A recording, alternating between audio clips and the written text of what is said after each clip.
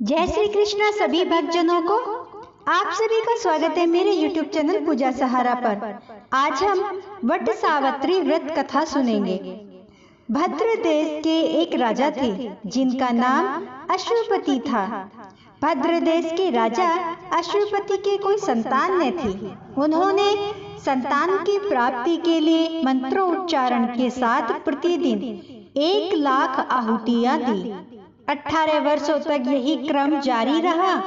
इसके बाद सावित्री देवी ने प्रकट होकर वर दिया कि हे राजन, तुझे एक तेजस्वी कन्या पैदा होगी।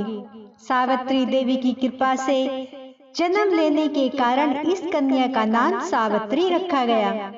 कन्या बड़ी होकर बेहद रूपवान हुई। योग्य वर न मिलने की वजह से सावित्री के पिता दुखी रहने लगे। उन्होंने कन्या को स्वयं वर तलाशने भेजा। सावित्री तपोवन में भटकने लगी। वहां साल्व देश के राजा धूमसेन रहते थे।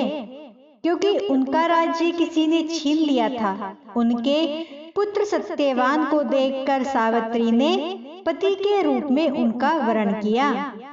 ऋषिराज नारद को जब यह बात पता चली तो वह राजा अश्वपति के पास पहुँचे और कहा कि हे राजन, यह क्या कर रहे हैं आप? सत्यवान गुणवान है, धर्मात्मा है और बलवान भी है, पर उसकी आयु बहुत छोटी है। वह अल्पायु है, अतः वह 1 वर्ष के बाद ही मृत्यु को प्राप्त हो जाएगा। ऋषिराज नारद की बात सुनकर राजा अश्वपति घोर चिंता में डूब गए। सावित्री ने उनसे कारण पूछा तो राजा ने कहा, पुत्री, तुमने जिसे राजकुमार को अपने वर के रूप में चुना है वह अल्पायु है।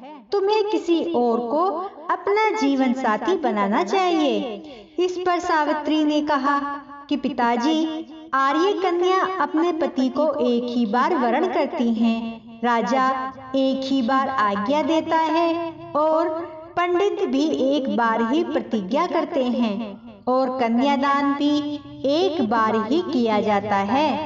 सावित्री हठ करने लगी और बोली, मैं सत्यवान से ही विवाह करूंगी। राजा अश्वपति ने सावित्री का विवाह सत्यवान से करा दिया।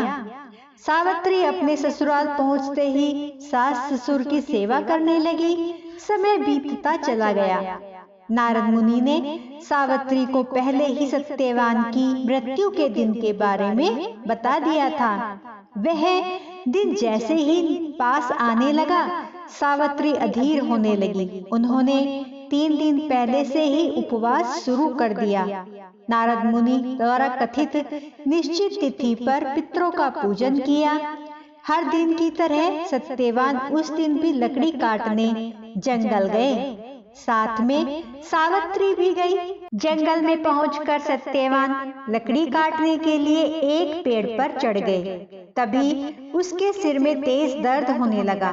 दर्द से व्याकुल सत्यवान पेड़ से नीचे उतर गए। सावित्री अपना भविष्य समझ गई। सत्यवान के सिर को गोद में रखकर सावित्री सत्यवान का सिर सहलाने लगी। तभी वहां यमराज आते दिखे। यमराज अपने साथ सत्यवान को ले जाने लगे। सावित्री भी उनके पीछे पीछे चल पड़ी। यमराज ने सावित्री को समझाने की बहुत कोशिश की कि यही विधि का विधान है, लेकिन सावित्री नहीं मानी। सावित्री की निष्ठा और पति परायणता को देखकर यमराज ने सावित्री से कहा, हे देवी, तुम धन्य हो, तुम मुझसे कोई वर मांगो। सावित्री ने कहा कि मेरे सास ससुर वनवासी और अंधे हैं, उन्हें आप दिव्य ज्योति प्रदान करें। यमराज ने कहा, ऐसा ही होगा, जाओ अब लौट जाओ। लेकिन सावित्री अपने पति सत्यवान के पीछे पीछे चलती रही। यमराज ने कहा, देवी तुम वापस जाओ। सावित्री ने कहा, भगवान, मुझे अपने पति देव के पीछे पीछे चलने में कोई परेशानी नहीं है। पति के पीछे चलना मेरा कर्तव्य है। यह सुनकर उन्होंने फिर से उसे एक और वर मांगने को कहा। सावित्री बोली, हमारे ससुर का राज्य छिन गया है, उसे पुनः वापस दिला दे। यमराज ने सावित्री को यह वरदान भी दे दिया और कहा, अब तुम लौट जाओ। लेकिन सावित्री पीछे पीछे चलती रही। यमराज ने सावित्री को तीसरा वरदान मांगने को कहा। इस पर सावित्री ने 100 संतानों और सौभाग्य का वरदान मांगा। यमराज ने इसका वरदान भी सावित्री को दे दिया।